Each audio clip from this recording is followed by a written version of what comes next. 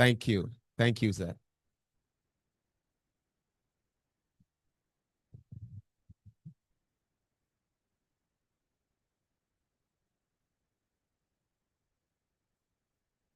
The chairman of the Science, Energy, and Tech Committee, Dr. Coker,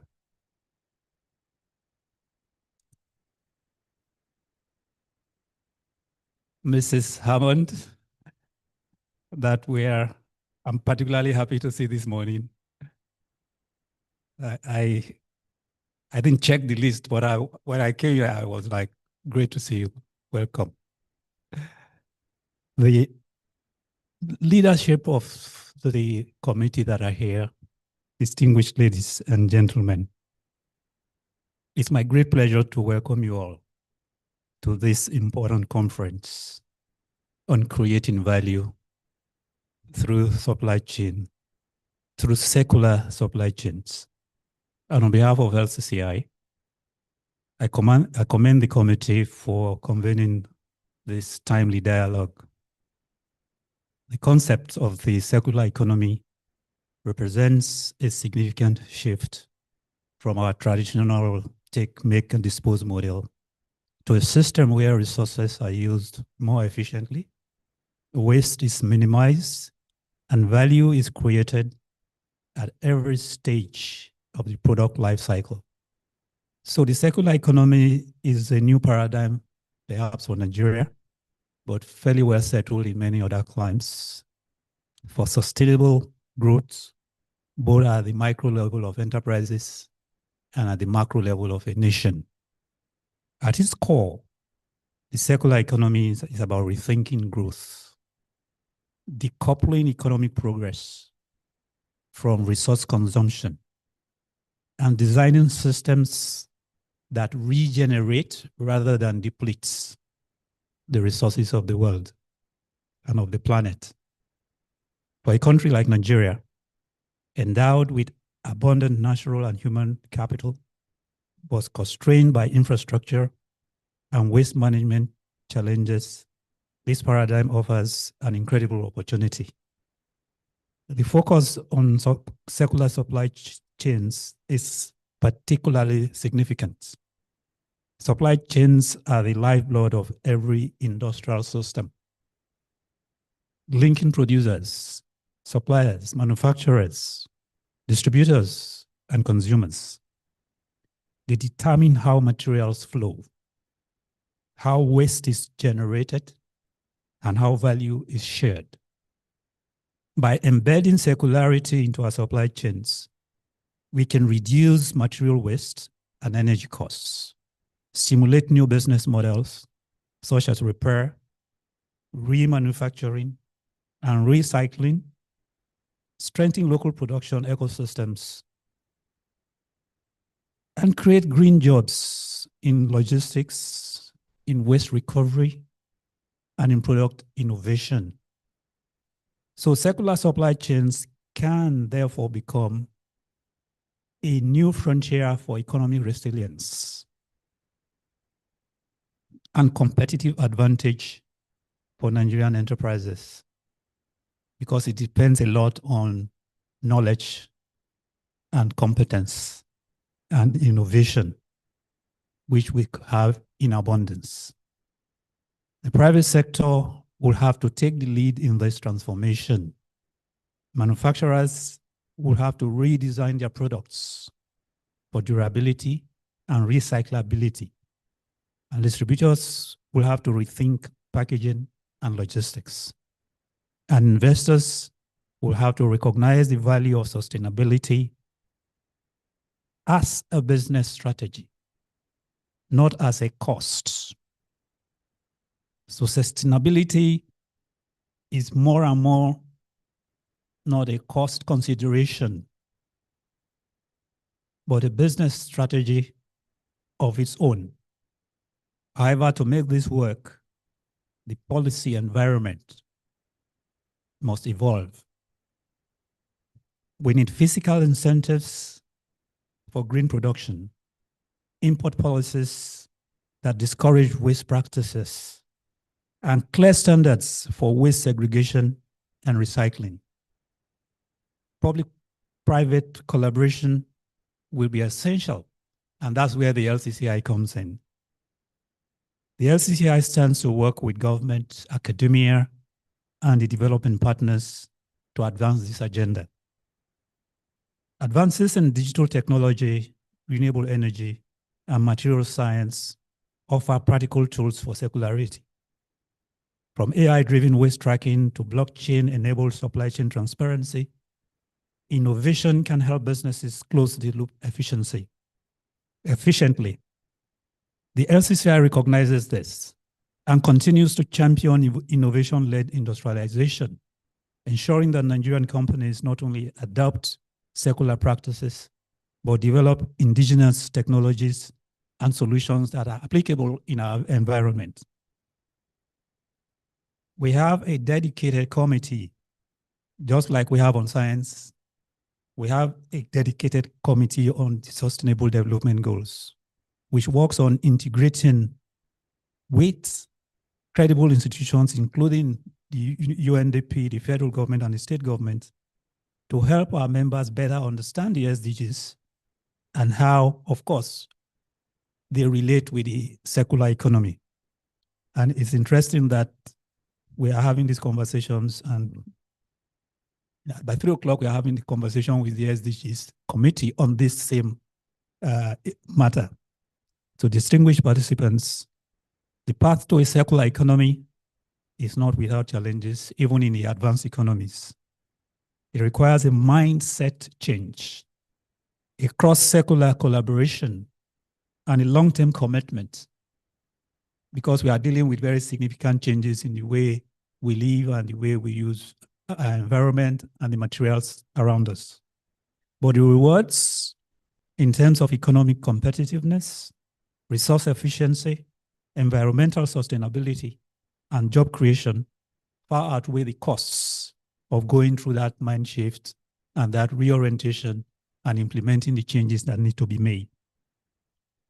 As we deliberate today, let us focus not on just on the theory of the subject matter, but on practical steps that our industries can implement. Let this conversation catalyze action, where dialogue leads to measurable outcomes, and pilot initiatives that demonstrate the viability of circular supply chains in Nigeria. In closing, I want to commend the LCCI Science, Energy and Tech Committee for its continued leadership in advancing innovation and sustainability. Your work reflects the Chamber's broader vision to promote enterprise development that is inclusive, sustainable, and globally competitive. I urge all participants to actively engage, share insights, and build partnerships that can help Nigeria move closer to a genuinely circular economy, one that creates value, not waste. I thank you for your attention.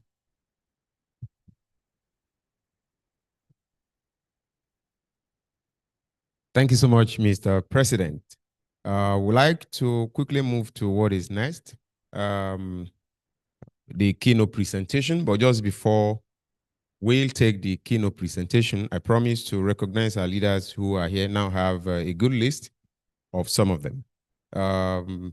As you can see that we are going to have a good panel discussion today. So let me quickly recognize the discussant. The moderator is Mr. Chukwuemeka Nwokolo. Put your hands together for Mr. Chukwuemeka, please.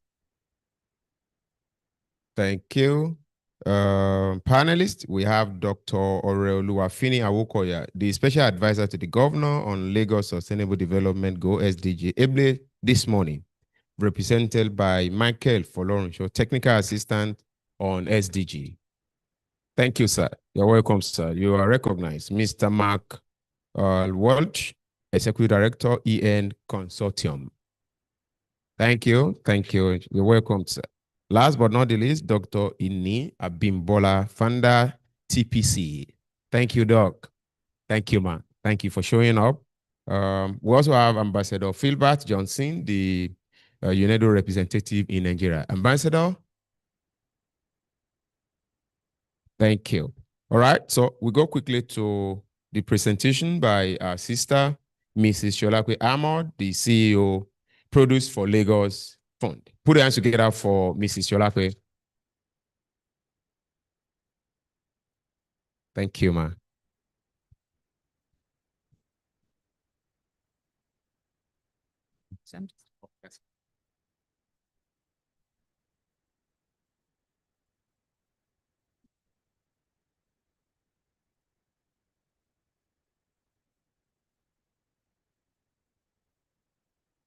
A very good morning, everyone. The representative of the Special Advisor on SDGs, Dr. Refini. The President of the LCCI and the Deputy President of the LCCI, my family. I think this is probably my third or fourth time on this stage, and it's always a pleasure and an honor to be invited. Dr. Ayatollah Kuka, thank you so much. Dr. Amuna, my sister in the trenches. It's great to be here again today. The representative, well, let me just rely on the protocols that have already been established and just acknowledge all government participants, the diplomatic community, businessmen and women, members of the press, friends, change makers, ladies and gentlemen. I think we're all in this room because we're all interested in change. And I think one of the most important changes for us, certainly as the city of Lagos, but even as the nation of Nigeria, is around the circular economy conversation. We see it everywhere we go. And we see not just the challenges, but also the opportunity. And today it's interesting to then approach it from the nexus of what science, energy, and technology can do to help us improve where we are, move beyond where we are, and create new opportunities for ourselves while addressing our challenges. I should also acknowledge the able body of panelists, my darling sister Ini, who's known me for 26 years. I think she's probably the person who's known me the longest in this room. Dr. Walsh, looking very much to hearing from you. And my fantastic husband, who's here to support me, Mr. Brian Hammond.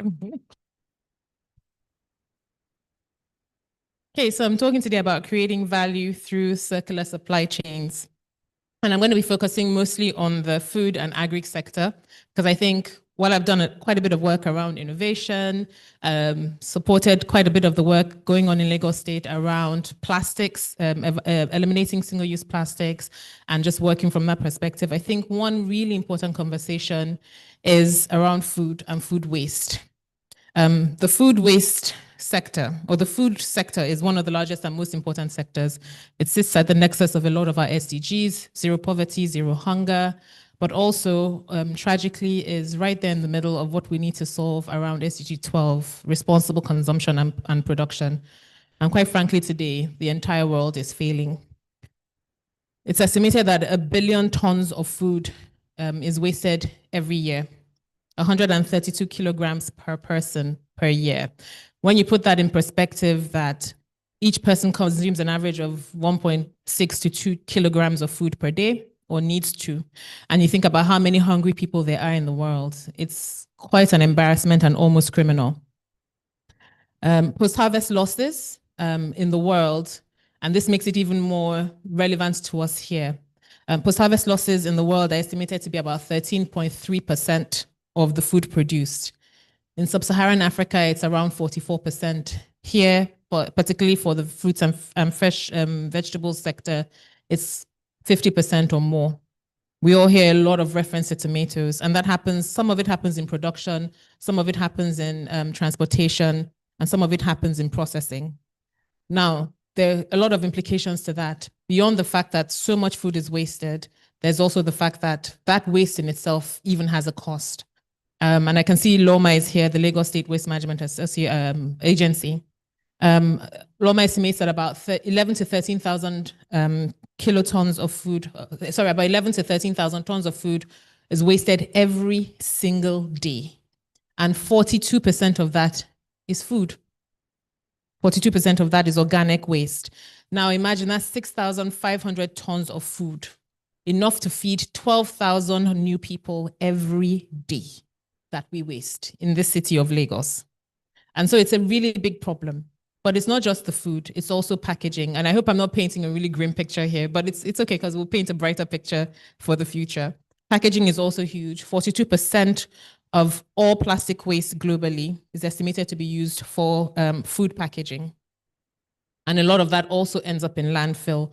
And I have to commend LOMA, the Ministry of Environment, and really Lagos State government, the efforts that they're making, first with banning styrofoam and now with single-use plastic, hoping we can move to the evolution of innovative packaging, which I think is then the remit of the private sector to respond to the responsible and positive actions that the Lagos State government is taking.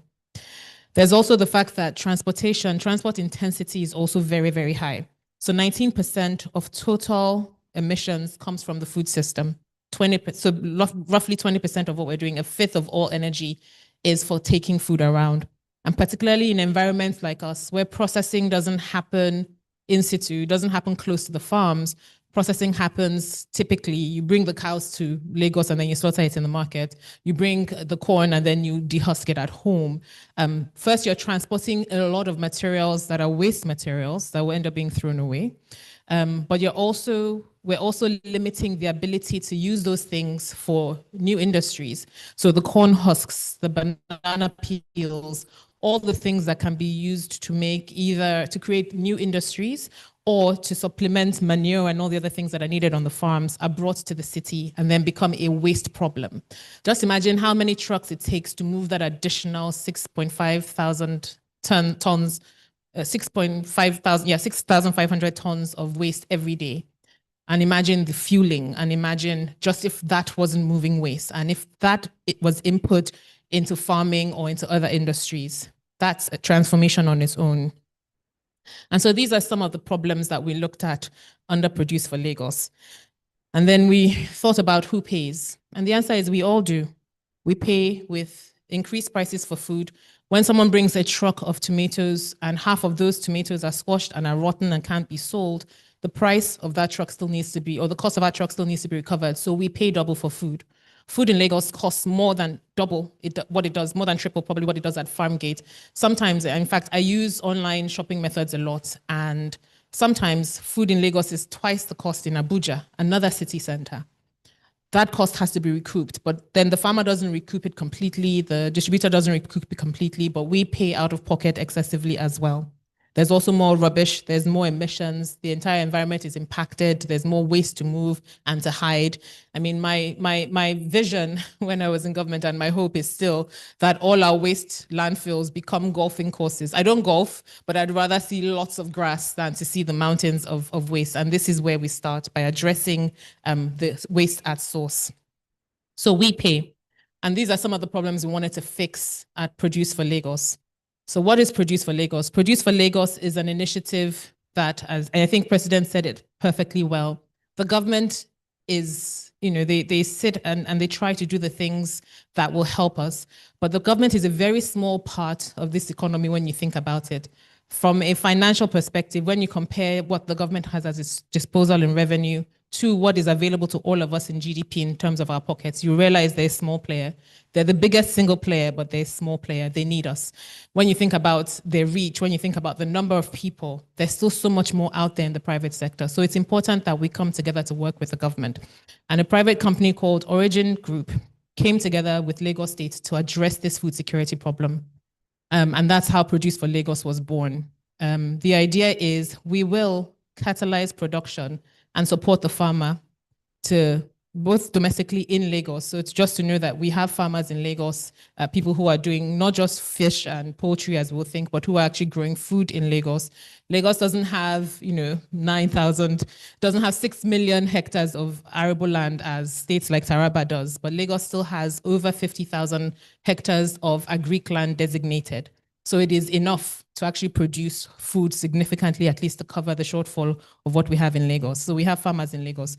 So we want to catalyze what they're doing and help them double their capacity, but we also want to partner with other states further in the country to also increase what they're producing and make that food available in Lagos. How do you increase what a farmer does? How do you incentivize a farmer? The only basis for a farmer to farm is to know that he's meeting demand. And today, that system is broken. Farmers farm on hope. They just plant. They don't know who they're selling to. They can't conclusively tell you, I will sell this. And they make a significant investment every year on our behalf without any assurance whatsoever that they will recoup. Produce for Lagos aims to stop that. So the idea is we support the farmer, helping them to see that demand. That's the first step. Then how do we then help them? They harvest, they farm, okay, fine, you have demand. Once you've said you would buy it, the other side of the problem is, or another part of the problem is the fact that our cold chain doesn't exist. And again, it's because people can't see aggregate demand. And so if people know I'm going to be moving 10,000 tons of paddy rice or 5,000 tons of tomato or 6,000 tubers of yam every week, then suddenly there's a business case for them to invest. So the other thing that we have done is we have catalyzed an investment in the logistics value chain. We're aiming, and this is before Uncle Aliko, we're aiming to have 5,000 LNG and CNG powered trucks that will move food, and a significant number of them will be refrigerated trucks to address the broken system where today we do have some investment in cold chain, but they're only able to do that for premium because again, they also have to make sure that they can make their money back. So there are few companies that can afford to say, we will we'll use, if anyone knows how trucking works, essentially I buy a truck for you. So if you say I need 10 trucks, Nestle, Cadbury, whatever the manufacturer is, they will say, I will basically take or pay, I will use your truck. That's the only way today to make investment. But if we're able to aggregate all the demand and people can see, and we're able to create a way for them to come in to play, then they will be able to, there'll be more investment in trucking and especially in logistics and especially in the cold chain infrastructure. But we've gone ahead to catalyze that. We have 40 trucks, LNG and CNG powered, and we'll have 450 by the end of the next quarter, first quarter of next year. And that will all be moving food. So that's the second piece, the logistics piece, getting the food safely to market. And we also have, there's so many, and this is where the innovation and technology ecosystem needs to be very interested. It's not just about providing the trucks. Even with the trucks, even with refrigeration, how do you package tomatoes such that they don't get crushed, and potatoes? How do you package rice so that it doesn't mold? Those are all the innovations that we're bringing. We have special trays for packaging tomatoes, special trays for packaging rice, but you'll see all these innovations as they unfold. But there is certainly a lot more that can be done, and we invite the innovation sector and the businesses that are members of this chamber and beyond to get involved with working with us to see how we can continue to improve so that we can reduce waste. Our target for the trucks that we have and with the processes that we will be rolling out is that we will reduce the waste from 50% to at least no more than 10% per truck. Now you can imagine we're saving more than 80% of the food that's going to come on our trucks. So that's our commitment and what we're working towards. So that's the logistic piece. The third piece, how many people here like to go to markets? How many people here go to markets? I haven't been in a market since 2002. I'm never going to a market again until we have markets like the ones that we're building. I hate markets, I hate the fact that they're dirty, they're disorganized, they're smelly, there's water on the floor. But part of what this initiative is doing, the third piece, is the market infrastructure. So how many people know of the market in Mushin, the model market in Mushin? Yeah, of course I know our president. Thank you, Mr. President. How many people have been there? Because I have. Thank you. For those who don't know, they do discounts. They do discounts. They sell food at about 80% of what you would get in an average market. And that's because they source, they go directly to source. And that's something we want to then mainstream. So that's been a pilot over the last couple of years, but we want to mainstream that. And by the middle of next year, when the larger market, there's a massive wholesale market opening in Ketureyon, we'll commission the first phase by the end of this year. There are other markets coming up in Abidjan, in Agege. So the first one I talked about is in Mushin. The idea is to have 30 to 35 of these markets and also work with existing markets to get them to the level that you would love to go in. I remember I went to a market in Asia and they said they were taking us to the market. So like, are we stopping at the mall first? I said, no, this is the market. That is what we hope we will get to, a place that is clean and is conducive and will encourage all of us to visit and buy our food. But beyond that, we're doing the physical infrastructure and trying to do it right. A place where food will come to, and we can trace where it's come from. We can assure that it's come in to the right standards. It's been packaged properly. It's been handled properly. It's not ripened with carbide or preserved with cement or some of these other horror stories that we're hearing. But it's good quality food that is meant for human consumption and has been kept properly, and we can buy in the market. But beyond that, we will also be leveraging technology, and you'll be able to order and have those items delivered to you at home. And so that's the Produce for Lagos initiative. We'll be supporting the farmers to produce and be able to increase their production because they have a sure market for it. We'll be fixing the logistics chain, and we will be fixing the market infrastructure. And there will be funding, which is a Produce for Lagos fund, to support all of these activities in between. So that's really the entire market. There are many firsts. It's the first multi-state collaboration. For those who may have seen the launch, this is now no longer just Lagos State. So Lagos is the market and to some extent production, but so many other states we've signed now with 9 states. So many states are very, very keen because again, this helps them. I remember we were speaking to the governor, Adamawa, and he was saying how he knows that he sold 290,000 heads of cattle to Lagos last year, and that they make, basically in Adamawa, if they slaughter, they make 1/3 of what is made in Lagos. So if he slaughters half of his cattle there and it's brought by our LNG trucks, it's value for them because more of his people make money slaughtering cattle. It's value for us because we don't have the issues of walking the cattle to Lagos.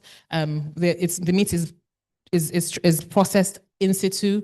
We may even save the hides and skin, even though some of us like one more, but we may be able to save the hides and skin. We're basically creating better industry over there for Adamawa and bringing value to the people of Lagos. So it's the first multi-state collaboration, I think. It's happened not by fiat, but by intent. And it brings the best of every single state in this country to bear.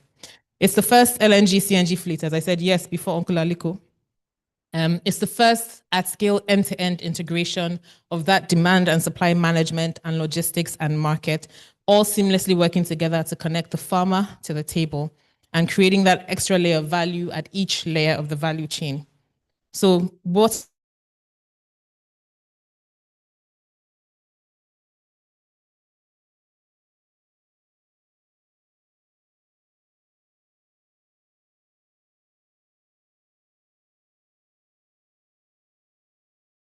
more for everyone who wants to power it, who wants to process it, who wants to package it, who wants to move it. There's also indigenous packaging. So companies like Mitimeth that have been doing amazing things with Sagasum and all the aquatic water hyacinth and all the other aquatic plants can think of interesting packaging that can apply. Banana leaves. So there's room for people to innovate with packaging. Last mile. So companies like Max, ThinkBike, Semeta, which is a new investment. For me, that's a personal plug, a revolutionary 3-wheel car. There are many last mile options for e-bike. There's even no reason why we can't build an LNG truck in Nigeria, but let's start with the e-bikes and the e-kekes for delivery that can support last mile activity. Green construction, it would be great to see eco-cement and other sorts of eco-friendly materials being developed. We're developing this massive market in Lagos. We'll be building aggregation centers in the other states. There's a lot of building that will happen. Can we have solutions that bring green construction materials to play? Power. We talked about, you talk about creating, using bioenergy, using the bagasse, even turning the biochar and, of the food that will be semi-processed in the different states and using that for the farms. Can we do some of that so that the farms also benefit from the food that they're growing? New insights. Sagasum, there's a Sagasum Academy by the Lagos State University. There's also quite a bit of research by the University of Lagos. I was talking to the Vice Chancellor 2 weeks ago. That can come to bear and support this, their research as well as the innovations that they're birthing can come to bear and support this new industry. Startups, because I always have to talk about my sector, that are doing work around circularity. There's a lot of opportunity there as well. And finally, investors. We're bringing visibility for the first time to actual demand, to what food is out there, to the transportation process. And this is information that's going to be readily available. It'll encourage and help investors to invest. I also have to mention the Produce for Lagos Fund is a 500 billion naira fund. It will be the first Cec registered agricultural fund in the country.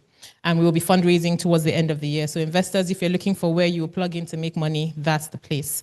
I encourage everyone to join us to co-create a truly circular, low-waste food sector so that future of food that we're all dreaming of, where we have good quality food at reasonable, affordable prices, where our farmers are productive, they're compensated, and where waste is reduced, can be here today.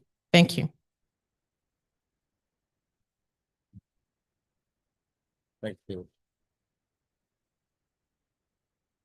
Thank you so much, Mrs. Shalakwe, for a well-delivered presentation. We'll move very fast to the panel discussion, but I'd like to recognize a few of our leaders that probably joined us when we had started. We had with us Mrs. Binta Van, the Program Manager, Skill Development for Youth, Employment, SKY. Do we have Mrs. Binta in? Oh, thank you so much. Thank you. Thank you. Thank you. Ambassador Philbert Johnson, the UNEDO representative in Nigeria. Do we have him here in house now? Oh, thank you so much. Thank you. I'd recognized you much earlier, but I was told maybe you were not here then. Also, we have the our very professor, Vice Chancellor of University of Lagos, Professor Fola Shade Ogunshola, OON, represented this morning here by Professor Risikat Oladoyin Dauda, Director, Distance Learning Institute, Unilab. Let's put hands together for Prof. Thank you, ma.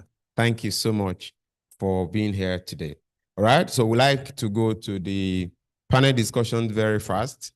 So what I would do is to hand over the session to the moderator, who will then bring up the panelists for the discussions. Thereafter, I believe question and answer also will be handled at that time before we move to what is next. This morning, permit me to bring to moderate this session, this panel discussion, Mr. Chukwuemeka Nwokolo, co-founder, CNW Bridge Consulting Limited. Let's put hands together for Mr. Chukwuemeka, please.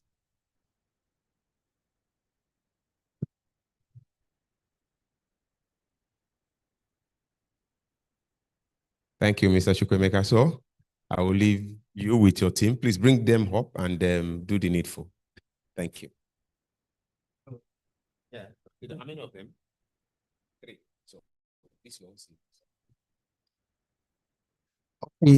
Thank you very much, our MC. I'm standing on all existing protocols. I think the first on the list, in no particular order, is Dr. Ini Abimbola. She's the founder of Tistel Praxis Consulting Limited.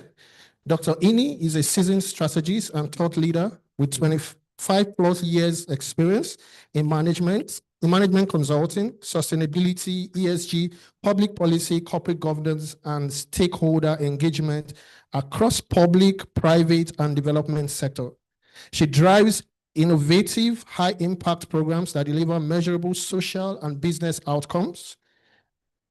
A 2008 Hughes Fellow, Ini is VP and founding trustee of SPIN, and a NIM member, holds a degree from Nexford and Calabar, and a DBA from Rome Business School, Italy. Until May 2023, she was the UN technical expert on women's political leadership, supporting the office of the Speaker of the Federal House of Representatives, Abuja. That's the 9th Assembly. Dr. Ini was Executive Secretary of Greenpeace 2009 to 2011, and in 2010 she founded Nigeria's foremost sustainability CSR and management consulting firm, Tistel Practice Consulting Limited, serving as CEO and lead consultant until 2020. Please can we put our hands together for Dr. Ini Abimbola. You're welcome, ma'am. Okay, so next we'll go to Dr. Mark Walsh. You're welcome, sir.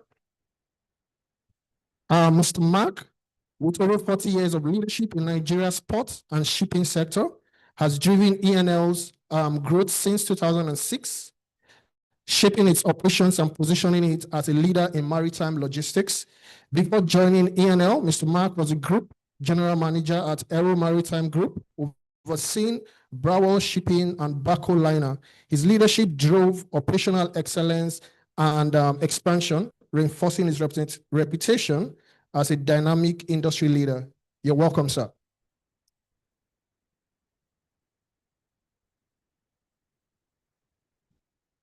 Okay, so we had a last minute change, and I will not be reading the biography of the next speaker, so please pardon me. We had a last minute switch in the speaker. We're supposed to have Dr. Oreoluwafini Awokoya. She's a special advisor to the governor of Lagos on sustainability development goals. But she, to represent her, is a very capable hand, Mr. Michael Folorunshaw. Now listen to the title very well. It's a bit long. He is a technical special assistant on SDGs to the Lagos State Governor. Please put your hands together for him.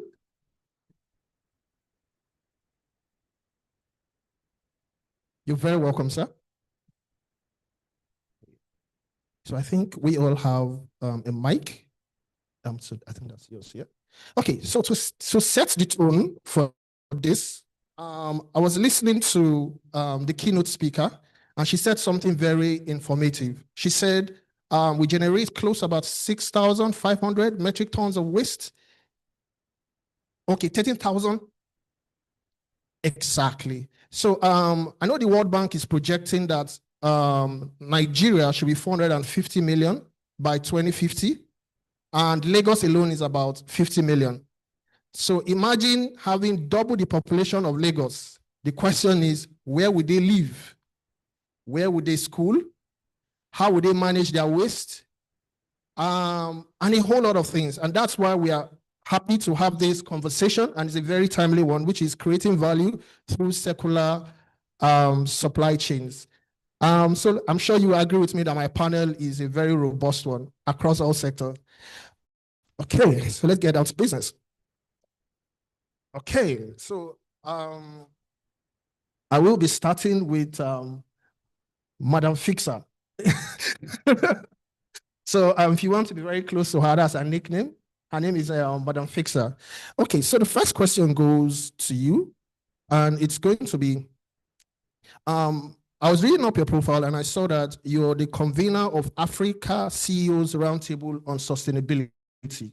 And that's fantastic, and that's why we're going to set that tone. And it's going to be strong governance and framework are essential for driving systemic change. From your perspective, what policy and institutional reforms do you think businesses and industries ought to have to be able to embrace this sort of change? So what frameworks are necessary to be put in place within these businesses? Okay, thank you. Thank you very much. And congratulations again to the committee, the Science, Energy and Technology Committee of the LCCI. I am happy that I've been able to join this year.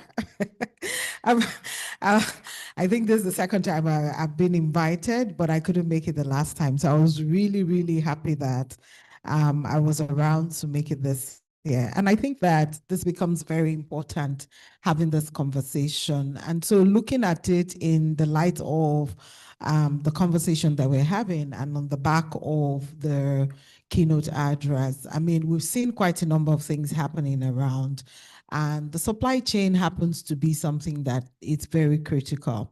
Now, when we look at it in terms of whether we're asking for things that need to be put in place, governance issues, aligning it, and all of that, we also need to look at what already exists.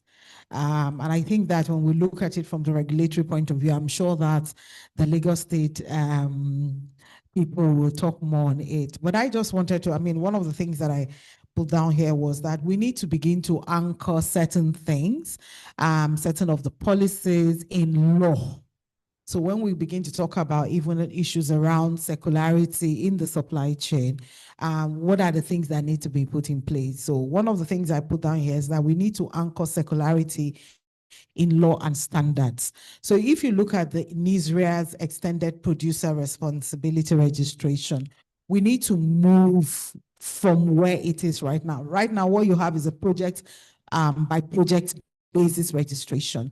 Well, in terms of some of the things that need to be in place, I would rather say a sector-wide producer responsibility scheme, which will include whether it is packaging, whether it is e-waste or food waste, like Sholakwe said, and then be able to also align it with the national plastic waste management policy, which is something that the federal government is really pushing, and Lagos State as well. And I'm really excited about what some of the things that Sholakwe mentioned in terms of waste. I have been one person that within my sphere of influence continually talk about the food waste. If you have traveled by road from Lagos to Kwara, for instance, the entire length of the road, if you are a sustainability person, will make you extremely sad. You see heaps and heaps of food, banana, orange, tomatoes, right by the road as you're going. And when I'm talking of heaps, I'm talking of heaps that can fill this room. Yes. And then you ask, how do these farmers survive if there's so much waste? And my concern has always been, how do we now engage some of the things that you're saying, what should be put in place? And it's really nice to hear that Lagos State, as always, is, at the front burner of trying to engage some of those issues, because we need to be able to say, in as much as we align some of these things, but we also need to be able to put some level of practice, if you know what I mean. Let's see if it can work. So do like a test case like what Lagos State is doing and see how that can change, the conversation. The second thing that I put here, just answering your question, is that we also need to have data. So to be able to do what Lagos State has done, for anybody to be able to put policies in place, you need data.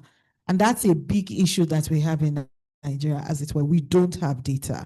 So we need to be able to fast track standards like the Standards Organization of Nigeria, how they manage their standard. Right now, I'm not sure that we have any standards and data for recycled waste and how that works. I don't know how they are able to, but right now we don't have anything around that. And that needs to be something that we need to be conscious about. So I'll just leave it at that.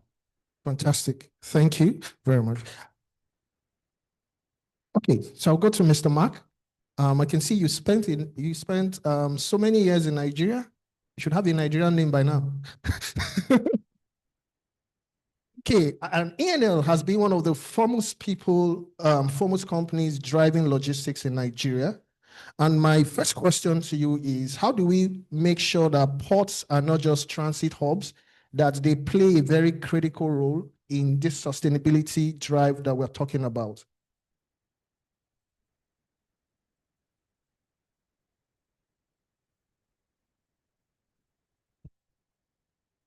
Okay, thank you very much. First of all, I want to thank the Lagos Chamber of Commerce and Industry for the opportunity to be here. The Cec committee also for having this event. It's a very important event that we should look at and see where we want to go for the future. Because when you look at the sustainability of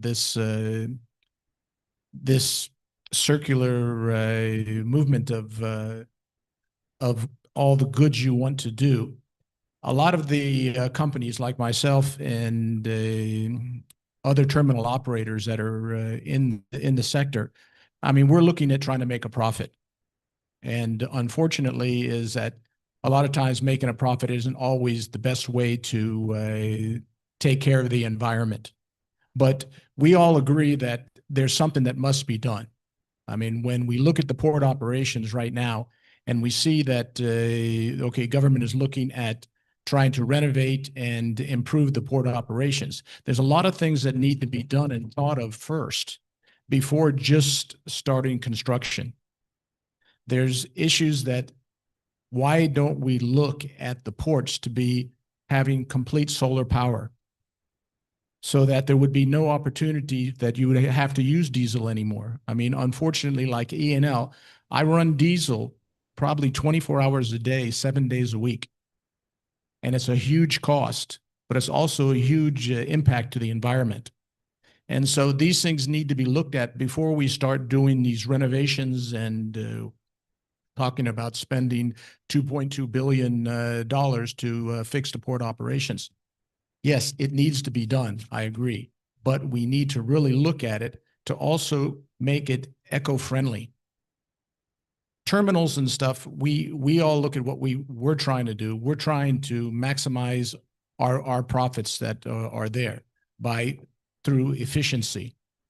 Those type of things would also improve the entire area of the economy, because we are the gateway of where all cargo is coming through the country to different areas in the hinterlands. So what we need to do is make sure that what we do is friendly to the environment. Right now is that most companies and terminal operators inside the port are only looking for their own means. So government needs to look at that and say, okay, these are things that we expect each of you terminal operators to do to make sure that we do the right things, not just looking for our profit. So I look at this thing and I see this is a very important step to move forward. And Lagos State has always been in the forefront of things to try to make sure that things are changed and things are done. And so for us in the port operations, we're willing to do whatever it takes to make sure that the environment is taken care of as we move forward and make money in our own profits. Fantastic. Thank you, sir. Thank you. Okay, so we'll go to Lagos and we'll take it easy on government. Okay, let's zoom into Lagos, and zooming into Lagos, we can see that Lagos has done well in banning single-use plastics. At first, I was like, what's the business of government with our plastics? But later, when I looked critically at it, I was like, oh, okay. Now I understand. So the question I will be asking you is, how does embedding circular economy affect us meeting our SDG goals as a state and implicitly as a country?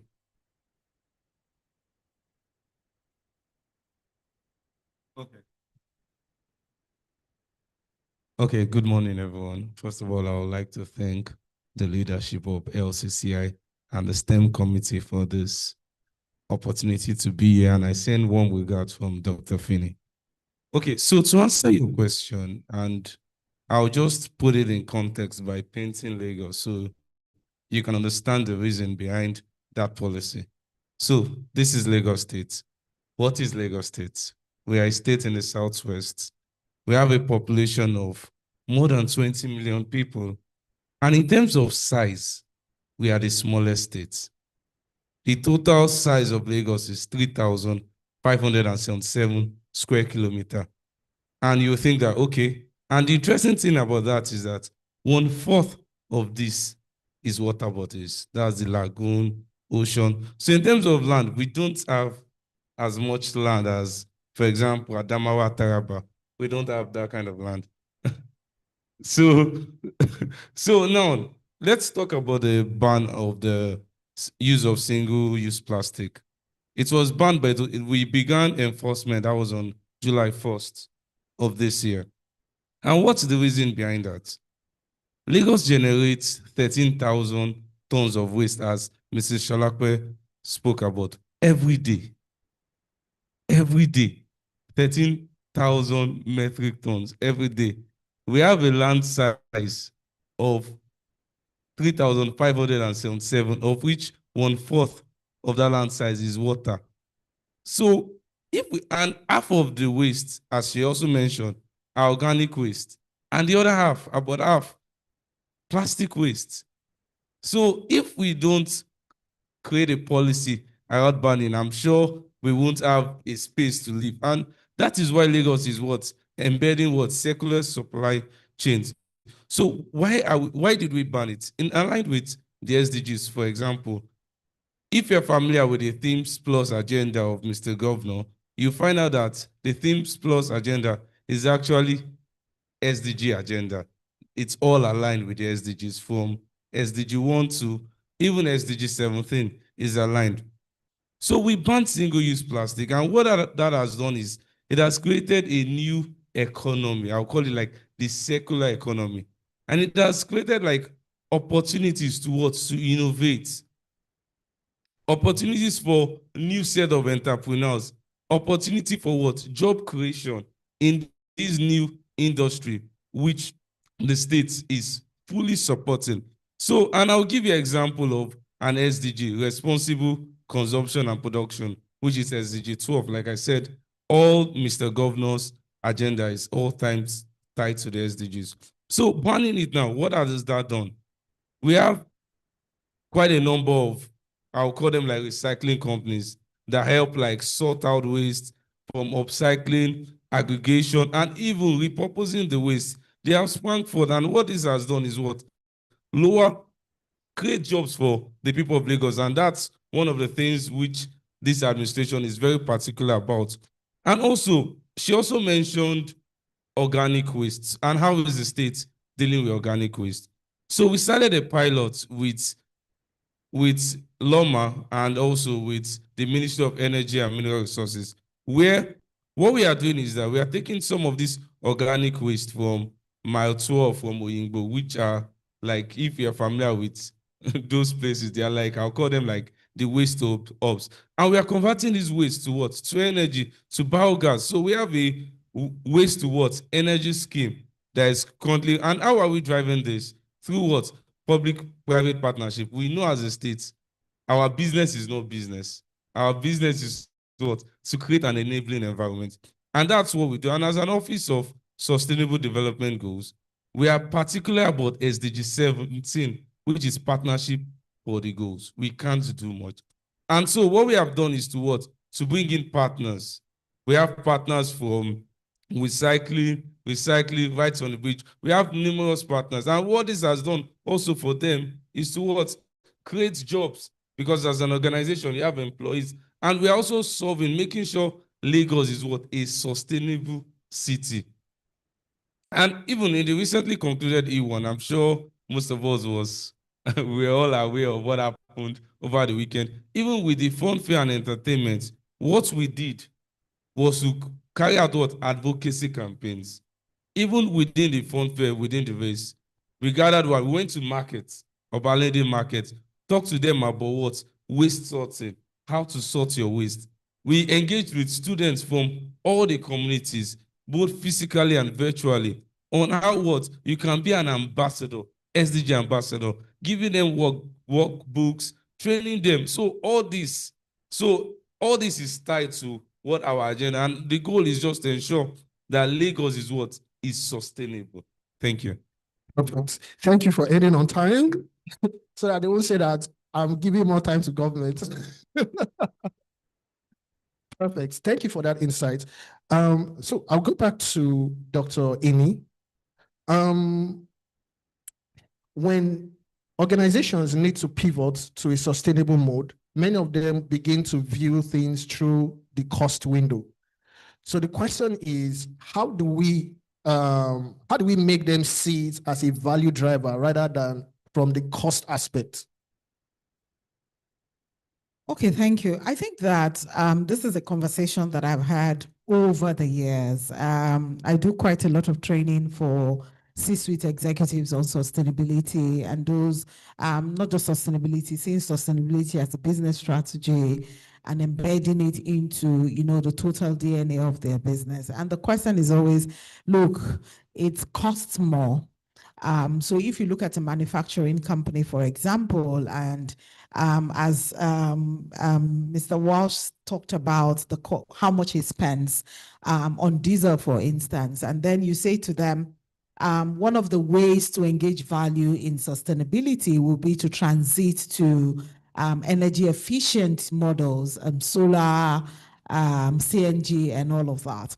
Now, sometimes we also, having this conversation with them, do not also think about the cost of transition, which is what the chief executive is looking at, which is what the board is looking at. So when I have these conversations, training boards and, C-suite executives, it is first to say to them, look at it as a return on invested capital. You must speak the business of, the language of business and be able to say it in such a way that they understand. The strategy is really to, cater it. So first of all, sustainability is a cost of goods. It is also revenue. It is also risk, if you understand. So look at it from the business perspective. I think in that way, you're also saying to them that whichever way, yes, there's a cost, but it can be staggered cost over a period of time. Because at the end of the day, like he said, if you're burning generator from morning to night, you're spewing emission into the environment. And I don't know how many of us follow this Lagos State. I don't know which agency does it again, but they give this report on the air quality of Lagos. Last sector, and I have very weird taste in information, and so I started following them just to know the air quality. And one day we're driving, I told my husband, today's air quality around this area he's like, what are you talking about? I said the air quality around this area is very bad today, and what that does is just to remind us, and I use it. I actually use it when I teach to say that this is why it is a business decision. Being able to ensure that sustainability in itself is value, is looking at it as value upon which the systems and resources which you operate with depend upon. And so I think that is one of the ways that we can look at it. I even want to link it to issues around circularity is also to look at the waste that the business produces as a cost of goods. So at the end of the day, you're speaking the language of business to them and also making them understand the importance of this. They need, even when we talk about just normal, ordinary paper waste, the conversation is beginning to say, if you do not engage organizations like recyclers, I know Lafarge also does something that they do with, the construction waste and all of that. If you're not engaging these companies, then you need to be able to do something about whatsoever kind of waste that you're producing as a business. And I think that that's also the conversation that, Lagos State wants to be having with, heads of businesses to say, if you are in manufacturing, if you are in telecommunications, if you are in banking, what kind of waste do you produce and how do you manage that waste? Because again, we're talking about, the circular economy as it were. Fantastic. Thank you for that insight. Thank you. So I will go to Mr. Mark. I think the only port I've been through is Apapa. Now, if once you mention the name Apapa, something comes to everyone's mind: traffic, so much bad roads and everything. But we agree that ports are resource-intensive locations. So how do we make them more sustainable? How do we make their operations more sustainable? Okay. Yeah, everybody, when they hear Apapa, they start running the other direction. But the only reason is it's a human problem. It's not a problem with logistics. The thing is that the unfortunate thing is that the system was set up in such a way that okay, trucks got to come into the port, and so we all agree that the trucks must be on the road. But the thing is that how to get them in. There's been, I'll say 5-6 years ago, if you could get into Apapa and out of Apapa in 3 or 4 hours, you were lucky. But now you can actually get into Apapa. I mean, in the last, I'll say 3 to 6 months, there's been drastic improvement. And I'll give kudos to NPA. NPA has done a fantastic job on it. And it's one of these things that because somebody decided this is going to have to stop, it stopped. And that's the way most things are when you look here in Nigeria, is that once somebody puts their foot down, something gets done. And so when the traffic situation now, I request the trucks that I need for my terminal. APMT does their own, ABTL does their own, and it all goes into a central system. And then the trucks are allocated to each of the terminals. And it's worked fantastic. And so the last 3 months, I mean, for us, I get too many trucks inside the terminal because it reduces my revenue. And because when the trucks go out quickly, the cargo goes out quickly. And so it's good for everybody, and in the long run, it's good for the nation in general because it reduces the overall cost of the goods coming out.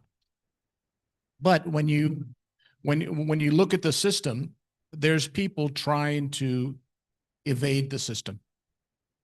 There's always a group of people that say, "Okay, this system is working, but you know what? I'm not making anything out of it." So they find a way to try to circumvent the system. The NPA has, over the last 6 months, adjusted and changed and fixed and kept redoing the system just to keep one step ahead of them. Because when you use computers now, people find a way to get in the back door. So they've done that, and I think when you look at the overall situation inside the port, the congestion situation has improved dramatically. We don't have cargo staying in the terminal very long. So I think it's an overall improvement for Lagos State because at least the trucks are moving. Before they wouldn't move, some would stay 4 or 5 days in line. Now the trucks are coming in daily, going out daily, and there hasn't been that much of a problem since then. Fantastic. I'm just getting to know that for the first time too. So you can come to Apapa. It's open. Fantastic. Okay, you were mentioning something about recycling, working with the markets and all. We know that skill development, innovation is necessary. You mentioned one. I would like you to elaborate more on some other things that the Lagos State government is doing with regards to embedding innovation, sustainability. If possible, maybe let us give us some more data on what's going on. So maybe some people here can maybe see business opportunities there too. Okay, thank you for that. And I'll give you this partnership with the office. And this is what entertainment in secularity. I'm sure if you're wondering that secularity, entertainment, what's the correlation? So we have partners, and I just want to bring this up, that they shoot movies, and we currently have a movie by one of our partners, which is Tiger Fire Rose, on secularity for children. And it's a full production movie. Last week, we went to preview this movie in a school that was around Yanakwaja, and we are going across like different LCDAs to showcase this movie. And this is what aligned with what the Lagos State's policy. And people now seeing that it's not just only about what? Waste sorting or recycling. It's a whole new industry, if I can put that out. And what that has done for us is also to create what? Jobs and employment. And in as much, we're also advocating like one of the SDGs, which is quality education. So when the students, and I'll just share this experience. I remember while I was there and the students saw the movies, they were what? Entertained, they learned. We had also partners like, which also, I'll call them like SMEs, like let's say people who retail in popcorns. You can see an entire what? Industry forming, entertainment, forming from what? A single what? Policy. And we have others like waste to energy, which is something that is coming up. We recently signed what? A MOU, that's with the Ministry of Environment, on what? How we can actually what? Convert this waste to energy. So it's not just related only to, let's say, recycling or let's say like sorting. It's an entire new industry, which the government, by creating what? An enabling environment, has done. And I'll just leave it at that. Fantastic. Fantastic. So even for this program now, we never know about this. And I don't have any kids in school that will come and gist me about it. Okay, fantastic. So Dr. Ini, so imagine that you were sitting in a group of 50 CEOs, what practical steps would you give to them? Like, they know nothing about circular economy. What practical steps, maybe one or two, that you can give to them that can help them embed this circular sustainability within their operations and their companies? Okay, so I think I've done one or two, so I can talk from that. I think the first thing is really to even understand the business itself. So if I have 50 CEOs in the room, to understand segment them into the different sectors or industry spaces that they play. Because again, waste, if you're in the construction, the waste that you produce from construction is different from the waste you produce if you're a nylon producing company. So it's important to, first of all, you can't always give a blanket. So one of the things that we find a lot of consulting firms do is have a template and use that as a basis for everybody. But being in the sustainability space for 15 years, I have understood that the way to engage sustainability and even circularity for business leaders is getting them to understand the business case for their business. And once they're able to understand that, then it's easy. So if, for instance, I'm working with someone that is in the construction or real estate space, the idea would be to say to them, first of all, do you use cement bags? Because one of my research, my doctorate research, we really looked at this particular area in terms of what certain organizations are doing in this space. And so if you use cement bags, for instance, Dangote Cement is doing some work in the circular economy area in terms of biomass industry wastes and all of that. So being able to connect them to that. So what are you doing? Do you understand this? You could actually go into partnership with Dangote Cement, who is also working within that space to say, oh, we get cement and we have this waste from the cement bags. Of course, we know the local economy, people come to buy those bags and all of that. But actually the company, again, remember that I said, as part of the strategy, could actually be to see this as revenue for the company in terms of being able to manage them and also look at it from the point of view of a cost of goods as well. So that could be one to say to them, engage these partnerships with organizations like Dangote Cement. Another one would be, one of the key things that I've also seen is maybe this beverage producing companies, the manufacturing companies. And I think that one of the things that they've done, which is, I know also Lagos State has worked with them, will also be companies like Lafarge setting up there's something that they call it, where they're also collecting this plastic waste, the plastic bottles, and trying to recycle them and use them. So we're also seeing them being used to create certain will I call it furniture or something within the house. They're doing it's actually a very long value chain that this things are being done.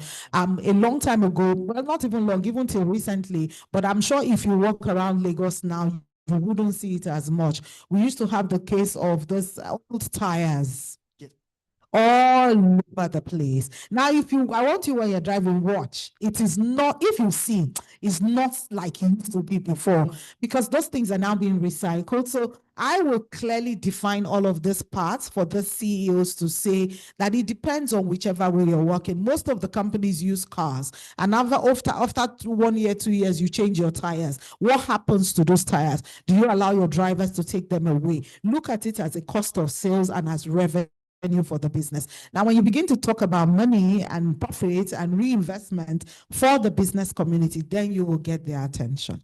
Perfect. Fantastic. Thank you.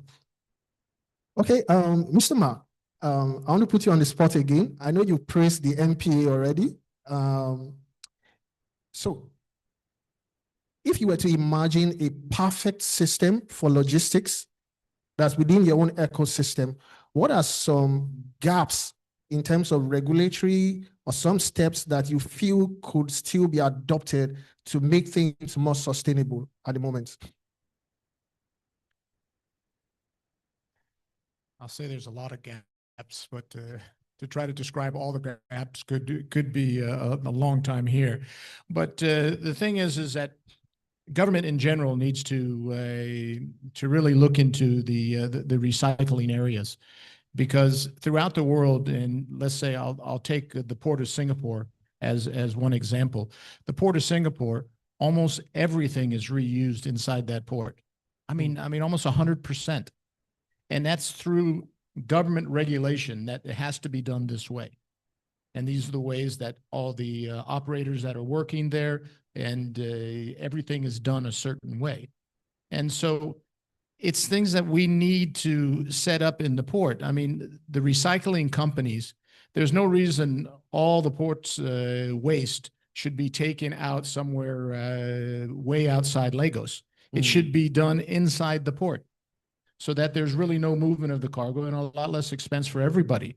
And so Madame Hammond was talking about biochar, and biochar is an unbelievable situation for everyone. The carbon credits you get, all the different things are so important to the world in general, not just Nigeria. And that type of thing can be used to an advantage, but government's got to push it.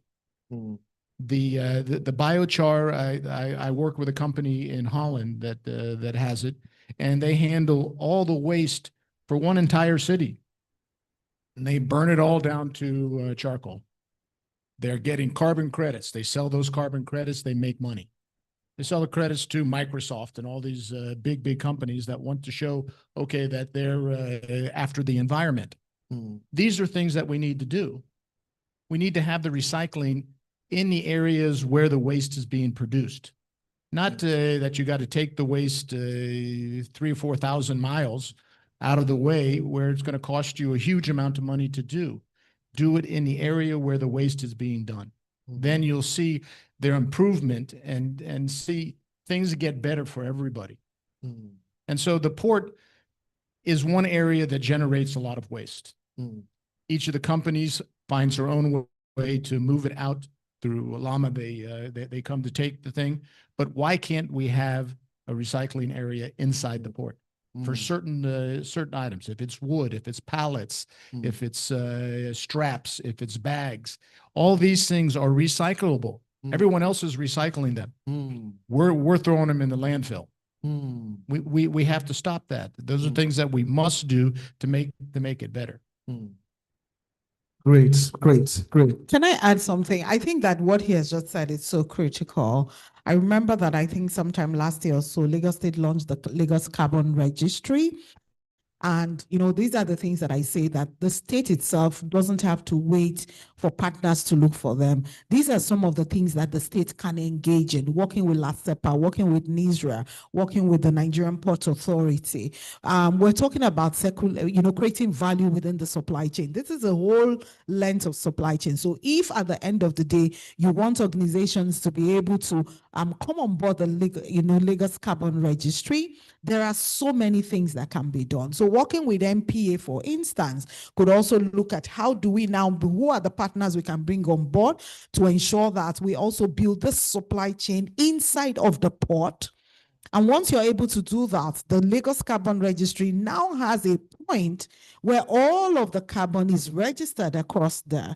And then you're using that as a basis for investments, for funding, to say we want to do this. You call in partnerships with the port in Singapore, for instance, and then you begin to build something that is, far bigger than the money for it will come. The state doesn't need to use, its own money to be able to do some of these things.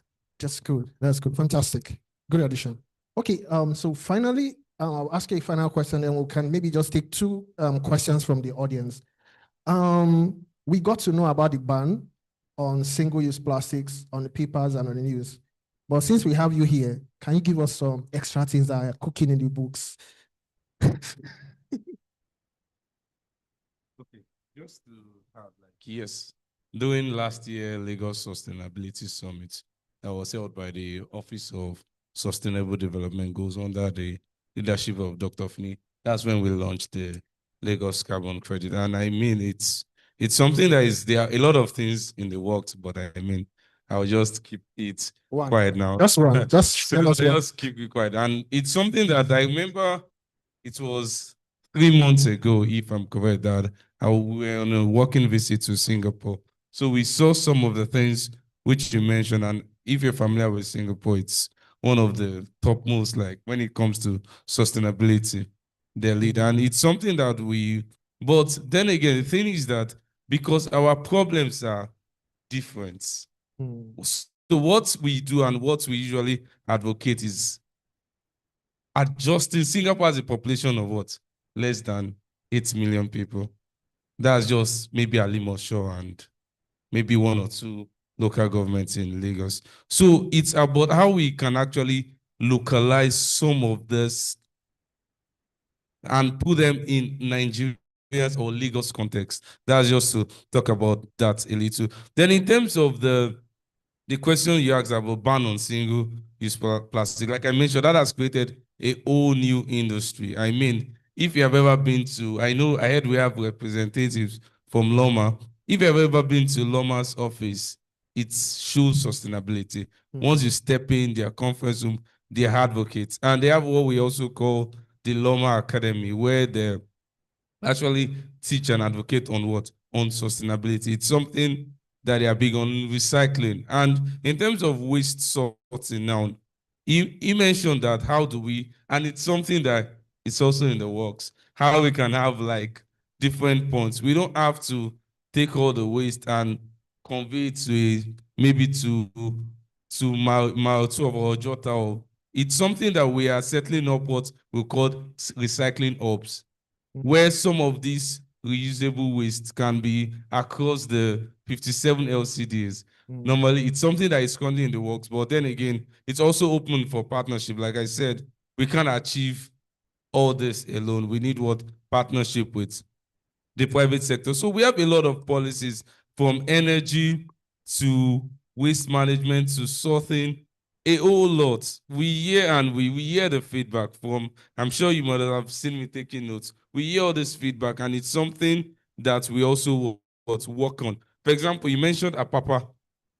I happen to go to Apapa once in a while, and I can tell you that it's a feedback that we have taken, and we worked in collaboration with both the federal government, custom. We had everybody in the room, and that's why in 45 minutes, you can actually take a drive from here. The roads are actually good, concrete roads, and you can take a drive to Apapa. So all this feedback is what we work on, and like we say, our goal as a state is to ensure no one is left behind, regardless of your social status, regardless of your class. And what we do is then again to take all this feedback, create what? Policies around them, and now open it up also to public hearing, hear people's feedback, and just adjust these policies in the works. And I can tell you that we have a lot more cooking, and we have our sustainability summit coming soon, and I'll just keep all this conversation to our sustainability summit. Thank you. Fantastic. I have a feeling that you won the contest for governorship of Lagos. I would like to be an essay to you then. Okay, can we just, does anyone have questions in the audience? Just 2? Okay, we have one person. Okay, is there any other question? Okay, 2. Okay, so we have 2. Okay, so I think we can cap it at that. Direct to the question, please.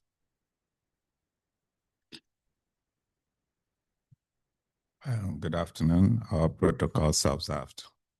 My name is Josephat Nyawuchi. I'm a member of LCCI. I want to address this question to Dr. Ini Abimbola. You offer solutions to different businesses on waste management. I'm worried about the way sachet water nylon that is being managed in Nigeria, the indiscriminate disposal of sachet water nylon, otherwise called pure water, which pollutes our environment, affects our aquatic life, our farmlands. And for a very long time, we've been living with this problem without any solution. It surprises me that somebody can build a house worth 50 million naira, but he cannot provide drinking water to a tenant. And this is what is causing some of these problems. It also surprises me that some big schools, even government-owned schools, do not have water facility for the students. Now, the question, please, how can you help us to address these problems? Thank you. The pure water. The second and the last question, please. Okay, you're the one. Yeah, good afternoon, everyone. My name is Omori Ashola Kende, a chartered accountant by profession, and the managing partner of Abacus Consulting. The question is this. I sincerely want to thank Madam. I sincerely want to thank you so much for that education. Now, the question is this. How do we integrate people who are vast in waste management together? How do we integrate them? Some of us or some people are actually into waste management, but they don't have the avenue to meet people of invest knowledge like you. How do we bring every one of us together? Thank you very much. Thank you. Okay.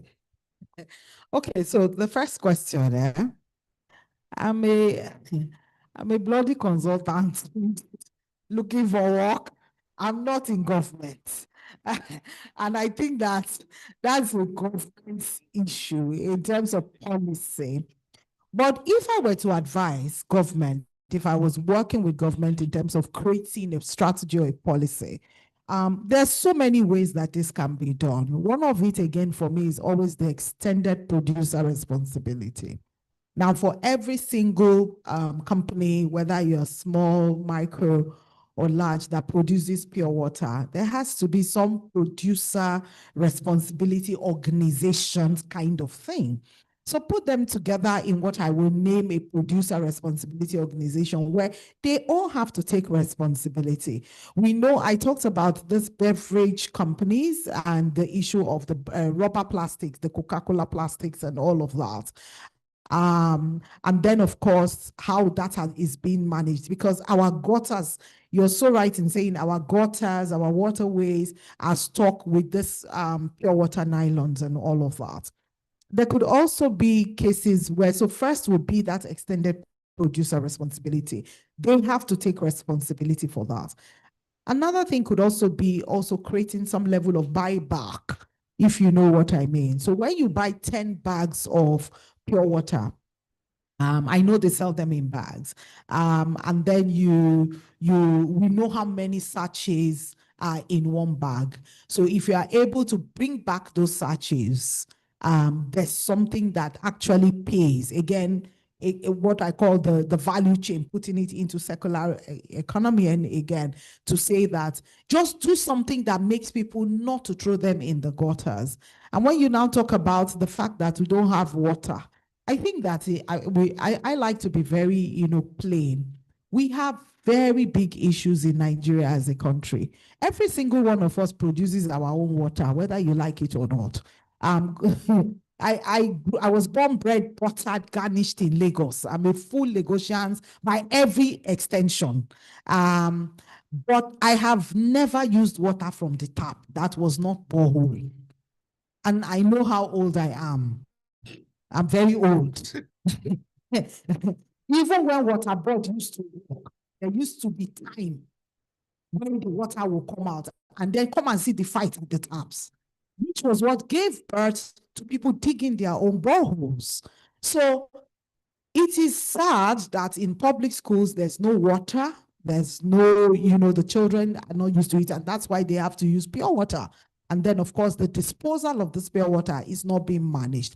But I think that the same way that Lagos State has been able to do something with the single-use plastic ban, definitely I'm sure they are thinking of something around the pure water. It is a menace, and it's something that needs to, be done. I'm not sure I got the second question. Was the second question for me? Yeah, so you said, how do we integrate people who are within waste management together? So maybe you can. So that's part of it, what I said, that is it something that government should do? Is it something that organizations like LCCI, for instance, can do? What I will call a producer. I just thought of that name right now, actually. A producer responsibility organization or group where you bring all of these people together to begin to say, how can we work with the state? How can we work with the different stakeholders? How do we position ourselves to be able to actually do something about the waste? We get all the information that Lagos is dirty because you dig up the gutters, people will still throw the waste by the roadside. So how do we really manage this? I don't know how that is going to work, but it is also an idea that, you know, the different committees, within LCCI, within other organizations can begin to think about. And I think you should hold this young man before he leaves to be able to say, we are open to working with Lagos State on this as whichever of the committees within. I am a member of the SDGs committee of the LCCI, and we're having a meeting today also looking at how do we extend the conversations of sustainability into the different committees of the LCCI, which also has different companies as their members, to also extend this to say, what else can we do? And where are the partnerships? Where are the linkages in terms of ensuring that this is beyond talk, but that we can also show tangible impact in the work that we do. Okay, fantastic. I would have loved. Okay. So let me just. Okay, let me just talk about in terms of partnership now. We are open to partnerships. We have a department dedicated to partnerships. So what I usually say in this kind of gatherings or similar gatherings is that please write us a letter.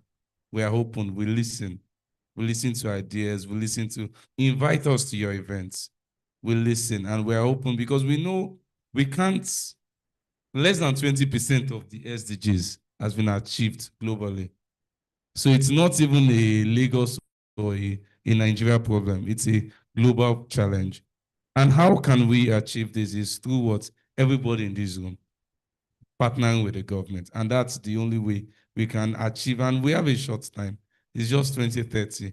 2025 is wrapping up. So we are open to partnership. Please write to us, talk to us, and we are open to hear your feedback. Thank you. Mr. Maki, just want to have a quick just one last thing. The circular economy is not just an environmental imperative. It's a strategic opportunity for Nigeria. And with federal government's help through NPA, NAMASA, Shippers Council, and Lagos State government, and all the shareholders that are involved, this can be sustainable. Sustainability is not charity. It's sound business in this case. And if you look at a lot of these businesses that are growing out of this thing, you will see, you'll be surprised how many people are actually investing in this sector. And it's a sector which is the future of the world. And so Nigeria needs to start and needs to start now. Fantastic. You'll agree that this panel has been wonderful. Can we put our hands together for them as I hand over the mic to the MC? Thank you so much, moderator. Thank you so much. You did a very nice job. I don't want to complain of the time, but you did well. And the panelists, they've also done wonderfully well. So we have few gifts for our panelists. I would like to urge that let's take this first. Let's hold on. Let's have the president give the plaques to them. We'll still take a group photograph together. Is that okay? Let's have that one. Let's put our hands together for Mr. President, please.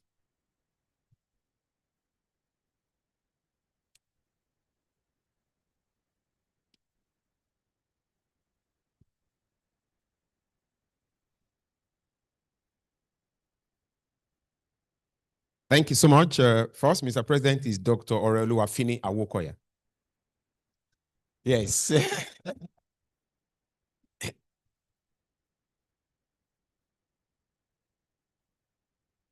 Thank you, sir. Dr. Ini Abimbola. Thank you, man.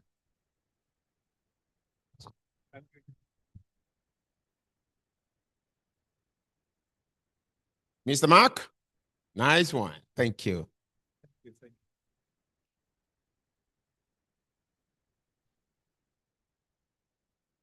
Nah, Mr. Chukwuemeka Nwokolo. Yes, you are next. Yes. Thank you. So we take a group with the president, Mr. Chairman, Dr. Koka, yes. Okay. Madam Shalakwe, please. Okay, Mr. President, maybe we should just use one stone to kill two birds because I wanted to give Madam Shalakwe our own plaque at a later time, but let's use this opportunity. Please bring so that, yes, just give our own so that we are good together.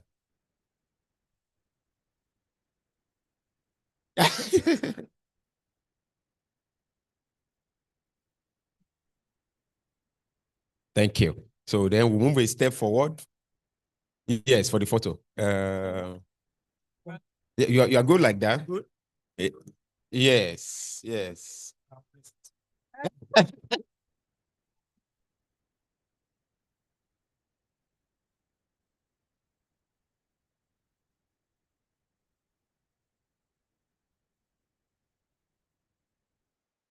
Yes, you can hold your stuff. I think that makes it beautiful.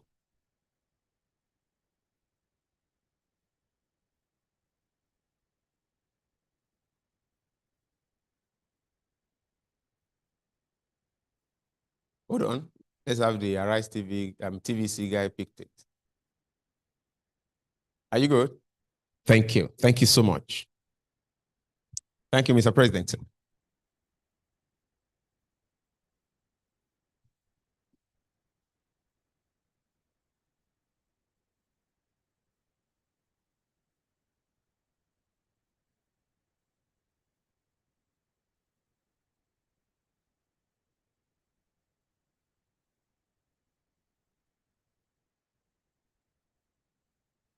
Thank you so much. So we like to move very fast with what is next. But just before we go to what is next, I'm told we're doing a survey and our team had distributed a piece of paper for all of us. Please do us a favor, ensure that you fill and return to the person that gave it to you.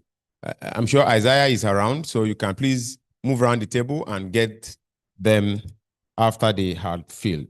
So we like to have what I have next is innovation. This is to be handled by, yes, Mrs. Rita Idea. She is the founder and CEO of EcoBeta. But I'm told today that Mrs. Rita is represented here today by Roslyn Idea, the business development unit of EcoBeta. Let's put hands together for Roslyn as she makes this presentation. Let's clap for Roslyn, please. You can either bring out your phone to scan the QR code directly from the display screen, or you tap on print to print a physical receipt and scan later. Either ways, you scan the QR code to transfer your endpoints, your EcoBeta wallet, from where you can now transfer your money directly into your bank account, use it to buy airtime, electricity, or data, and get instant reward for recycling.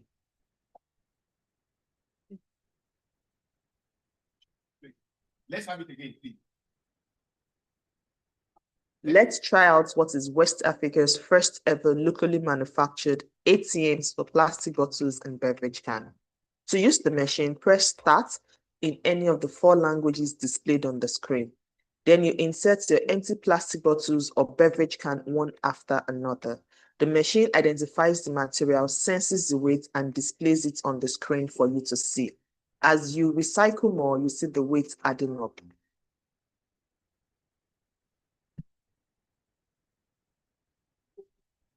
Once you're done, you press Complete on the screen. Then a QR code pops up. You can either bring out your phone to scan the QR code directly from the display screen, or you tap on Print to print a physical receipt and scan later. Either ways, you scan the QR code to transfer your endpoints, your EcoBata wallet, from where you can now transfer your money directly into your bank account, use it to buy airtime, electricity, or data, and get instant reward for recycling. Good morning. Good afternoon, everyone. I'm Roslyn from EcoBata. EcoBata is a social enterprise working to make recycling rewarding, inclusive, and accessible in Nigeria. So we all know we have waste problem in Nigeria. So to scale up our collection, we built a Nigeria-made reverse vending machine. We call it ATM for plastic bottles and cans. So the reverse vending machine, collects bottles, plastic bottles and aluminum cans. So once you scale, like these, the RVM, it weighs and sorts your recyclables. That's the plastic bottles and the can. Once it weighs, you have to scan a QR code on the display screen. As you can see in the video, once you scan the display screen, the QR code, it will direct you to the EcoBata app where you can withdraw your money. It's going to give you a EcoBata point where you can withdraw your money into your bank account or use it to purchase data or airtime. And you can use it to pay your electricity bills, your subscription, TV subscription. Thank you. So our reverse vending machine automates plastic collection and reward redemption. It's a smart device that accepts PET bottles, cans, and weigh it and sort them to reward user instantly with EcoBata points. So we've deployed this RVN machine in 25 cities in Abuja, and we have one in Lagos. We are hoping to deploy more in Lagos State. So through this system, we've been able to recover 20,000 kilograms of plastic waste monthly in different parts of the country, in Abuja and Lagos to be precise. We've engaged a network of 100 waste collectors, and we've generated over 200 to 250 million revenue annually. So at EcoBata, we believe that waste is a currency, and we encourage sustainability, making sure that you use your waste as currency. And every waste is not waste until you dispose it. So you see value in your waste. Thank you very much. Thank you. Thank you. I love the way she ended it. We see value in your waste. That for me does it for us. All right. So we have the last take today. And that is to be handled or moderated by our amiable, very handsome Dr. Ayo Tudekoka. Very handsome, yes. Everybody can testify to that. Please put your hands together for very handsome Ayo Tudekoka. I'm just imagining when he was at my age, how handsome he would have been. Thank you, Doc. Thank you very much, and for the for the compliments. Ladies and gentlemen, what I'd like to suggest on the agenda, given time passed, is to combine the last two very quickly.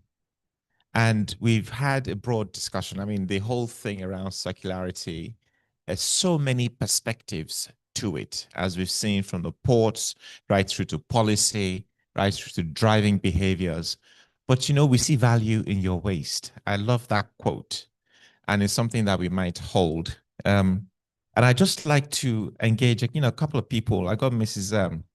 Britta Van Ackelens around just a thought, if the mic could go to her, around aspects around skills development. We see there's a market opportunity here, right? It is. It's not a matter of just doing something for good, of course, but at the same time in a way that adds value. A perspective with respect to skills development and your views and awareness in that area.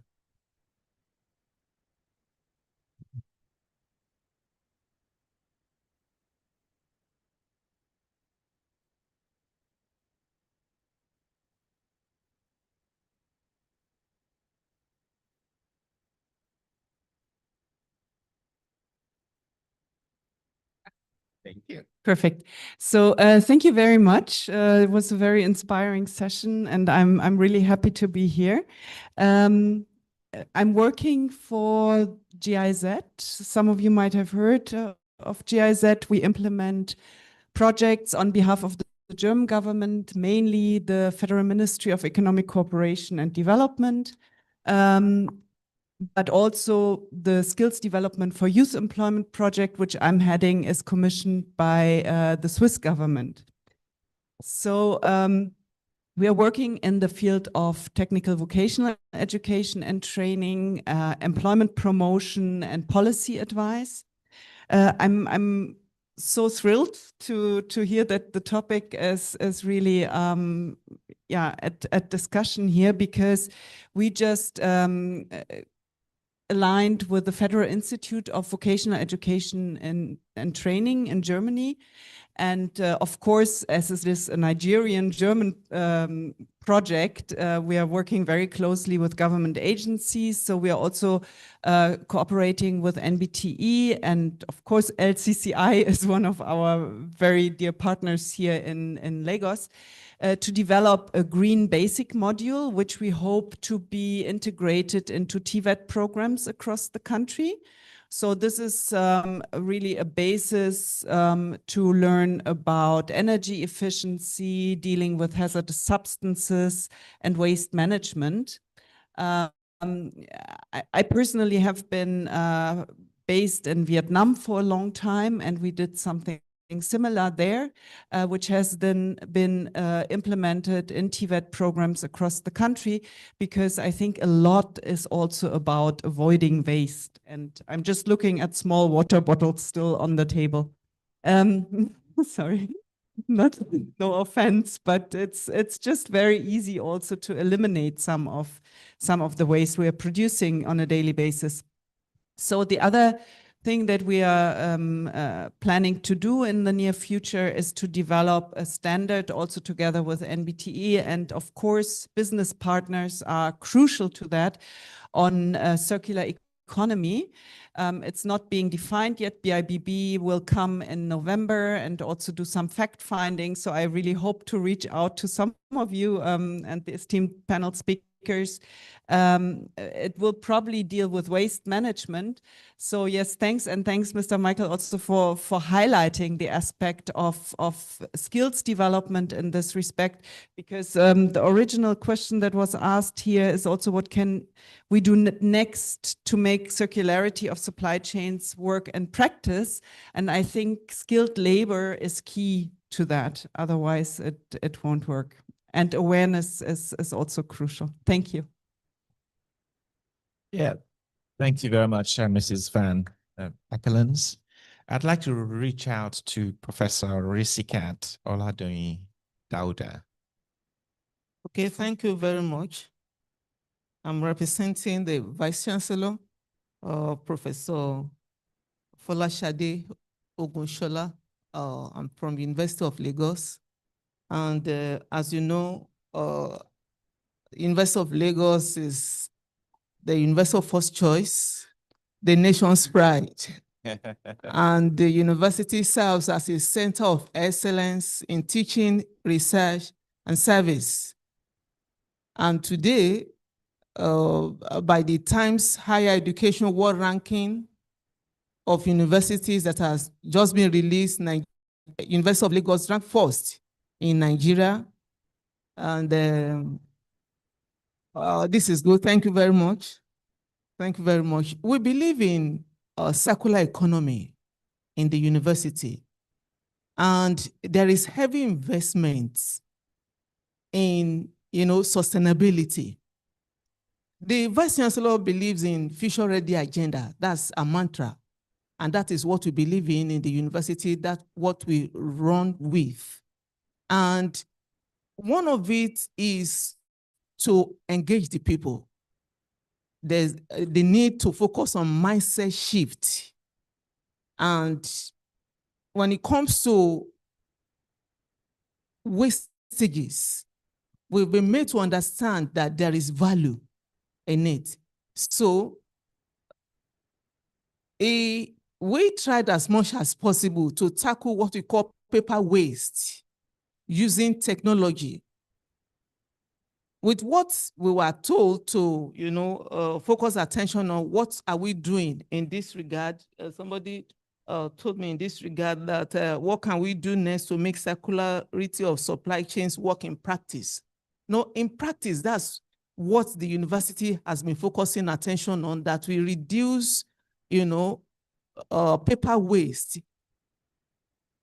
In the HR departments in Unilag, before, you find out that when you want to write memo, you want to say one thing or the other to other departments, or you communicate among yourself, you see paper flying everywhere and all that. All that has been digitalized now. You don't carry paper all around. We do everything through the digital mode. You just receive it in your mail. And that has really helped, in managing, what we do with papers. Now, somebody said something here, the young guy just asked me that is Unilag into this, what's innovation? That's Echo Banter just said. Yes, Echo Banter just said. Unilag has gone ahead in terms of incentivizing students. When you pick bottles on campus, when you manage waste, you bring it on board and you receive money, for that. So all these water bottles, sachets, and all that is an opportunity for students and for staff to generate money on campus as far as this is concerned.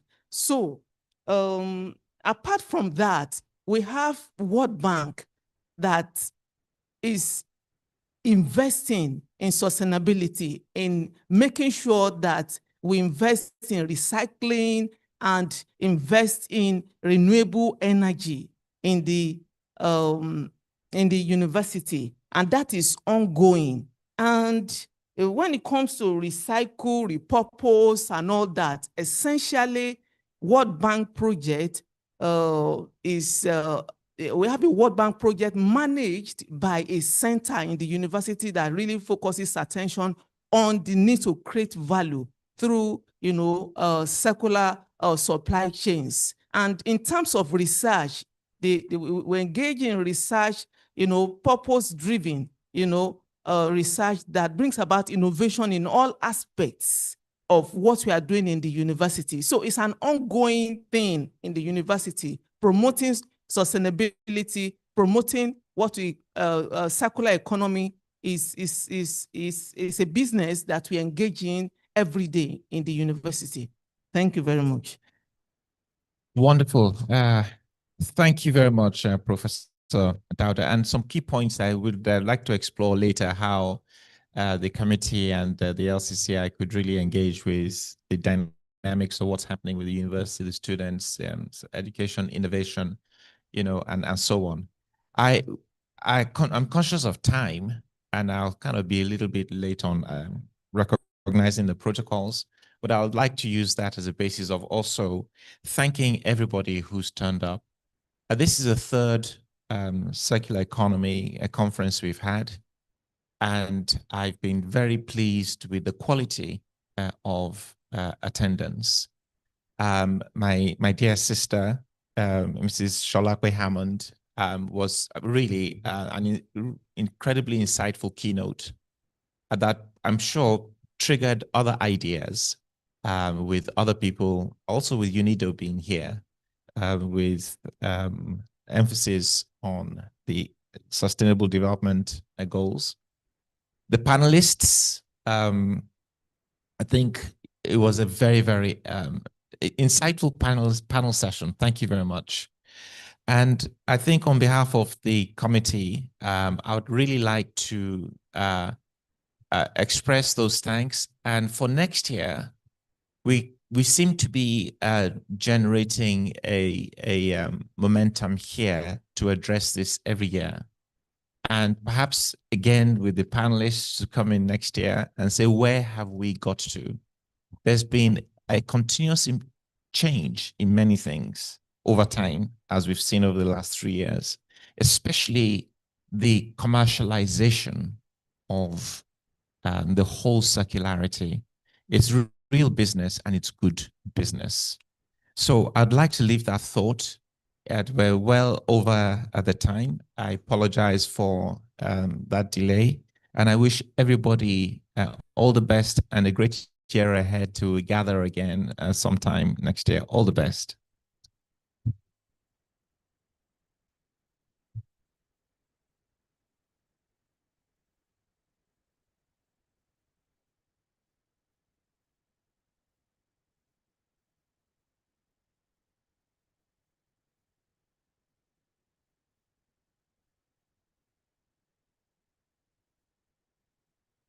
Wow.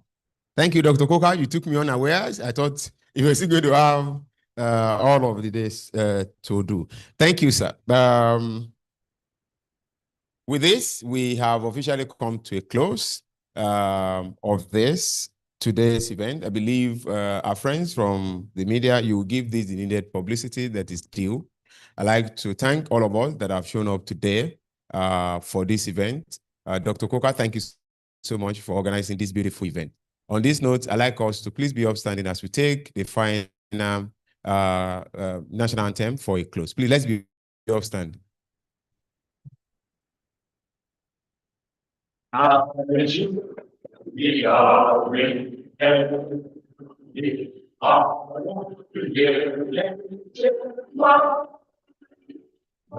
Try and tongue may differ, in brotherhood we stand. By gentle and proud to serve our sovereign fatherland. Thank you so much. Please do be informed that we can do business networking after now, as well as your refreshment, I believe, is being served. Thank you so much for showing up today.